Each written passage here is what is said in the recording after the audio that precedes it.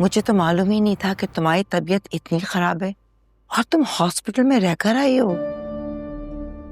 माम के नजदीक मेरी कोई अहमियत होती तो वो तुम्हें बताती ना। उसके सामने मेरी तबीयत खराब हुई और जारून मुझे हॉस्पिटल लेकर गया। असल में उसका गुस्सा बहुत तेज है और गुस्से में उसे कुछ सोचता ही नहीं है। चलो मान लिया वो कल गुस्से में थी, लेकिन मुझे हॉस्पिटल से आए हुए 5 से 6 घंटे हो गए। उसने अपनी शक्ल तक मुझे नहीं दिखाई। तबीयत तो पूछना दूर की बात। क्या उसकी कोई जिम्मेदारी नहीं? वो इस घर में नहीं रहती। अरे बहू होने के नाते ना सही, लेकिन इस घर की फर्द होने के नाते तो मेरी खैरियत पूछ सकती थी। असल में तुमने भी तो ऐसी बात कह दी उससे।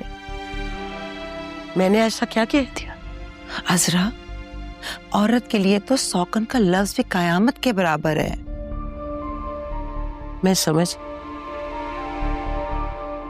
क्या तुमने अपनी बेटी से नहीं पूछा कि मैं अपने बेटे की दूसरी शादी क्यों करवाना चाहती हूँ? और एक सबसे बड़ी वजह तो तुम भी जानते। क्या मतलब? जारून मेरा इकलौता बेटा है मासूमा, और उसकी औलाद से ही मेरी नस्ल चलेगी।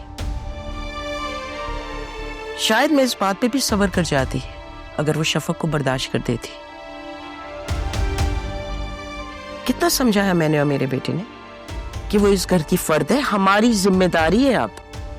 अरे और कितने दिन रह जाती है यहाँ पे? एक ना एक दिन रुखसत होके तो उसने चले जाना था। लेकिन माम ने तो जिंदगी तंग कर दी थी उसके लिए। उसे घर से निकालने की कोशिश की, लेकिन अब मेरी बर्दाश्त की इंतहा हो गई है। मैंने फैसला कर लिया है।